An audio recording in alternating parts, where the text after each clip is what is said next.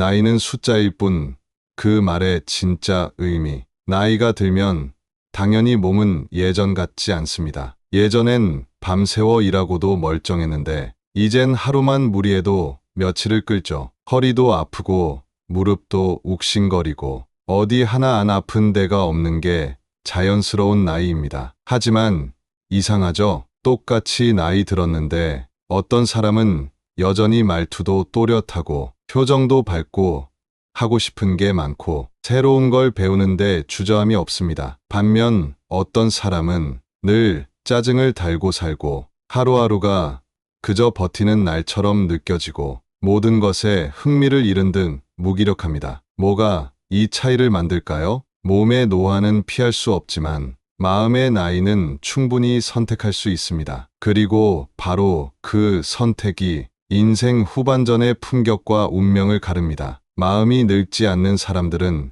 이런 질문을 합니다. 요즘 내가 제일 기다리는 건 뭘까? 내가 하고 싶었던 것 중에 아직 못 해본 건 뭐지? 지금 이 나이니까 오히려 해볼 수 있는 건 뭘까? 이런 질문은 단순히 계획을 짜는 게 아니라 스스로의 삶의 생기를 불어넣는 행위입니다. 자신을 살아있는 사람으로 느끼게 해주는 아주 중요한 자기 대화죠. 반면 마음이 늙어버린 사람들은 하루하루를 그냥 흘러가는 대로 둡니다. 아무 생각 없이 TV만 보거나 남 얘기에 휩쓸리거나 어떤 날은 자신이 뭐에 기뻐하고 뭐에 실망했는지도 모른 채 그저 하루를 소비해버립니다. 삶을 살아가는 사람과 그저 시간을 때우는 사람의 차이, 그건 결국 마음이 늙었는지 아닌지에서 갈립니다. 마음이 늙는 데는 환경보다 생각이 더 큰 영향을 준다. 어떤 분들은 말합니다. 나는 젊게 살고 싶어도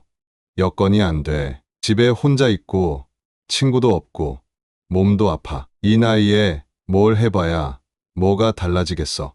그 말 이해됩니다. 분명 환경이 사람을 지치게 만들고 주변의 공허함이 마음을 낡게 만들기도 하니까요. 하지만 마음이 늙지 않은 사람들의 특징은 뭐냐면요. 그 불리한 환경 속에서도 자기 안의 온도를 스스로 지켜냅니다. 혼자 밥을 먹어도 좋아하는 그릇에 예쁘게 담아내고 하루 종일 말할 사람 하나 없어도 책을 읽으며 스스로와 대화를 시도합니다. 어디 나갈 데가 없어도 거울 앞에 서서 머리를 정돈하고 마음이 무너질 때는 자신에게 괜찮아라고 말해줄 줄 압니다. 마음이 늙는 순간은 외부가 만드는 게 아니라 내가 나를 포기했을 때 시작됩니다. 환경이 아니라 스스로를 대하는 태도가 늙음을 늙게 만들기도 젊음을 지켜주기도 하는 거죠. 젊은 사람들과 어울리려고 애쓰지 않아도 마음은 젊어질 수 있다. 가끔 보면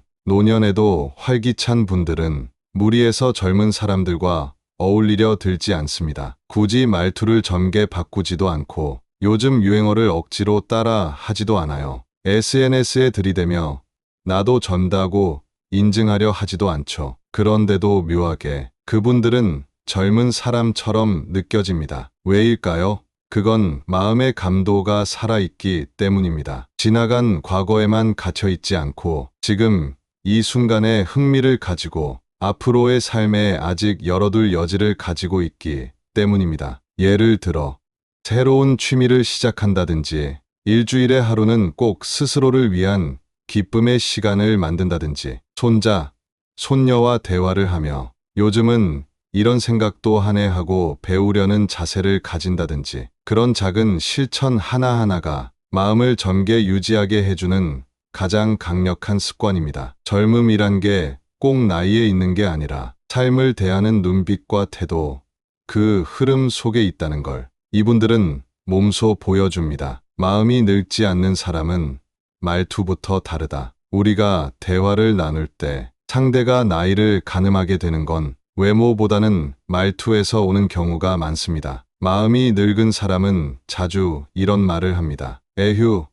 다 쓸데없어. 그 나이에 뭘 해. 이제 끝났지. 요즘 젊은 것들은 말이야. 반대로 마음이 젊은 사람은 이렇게 말합니다. 그건 또 어떤 재미가 있을까? 처음이라 좀 낯설지만 해보려고. 세상이 변하니까 나도 좀 배우는 중이야. 그 말 한마디 속에 그 사람의 내면 온도가 다 들어 있어요. 낡은 말투는 자신도 모르게 스스로를 뒤로 물러나게 만들고 새로운 흐름에서 자신을 배제시킵니다. 하지만 마음이 젊은 사람은 스스로를 밀어내지 않아요. 어떤 주제가 나오든 나도 한마디 보태볼까 하며 세상 속에 자신을 끼워 넣습니다. 그게 습관이 되면 사람들과의 연결감도 자연스럽게 살아나고 말의 톤도 따뜻해지고 관계도 훨씬 부드러워집니다. 말이 달라지면 생각이 달라지고 생각이 달라지면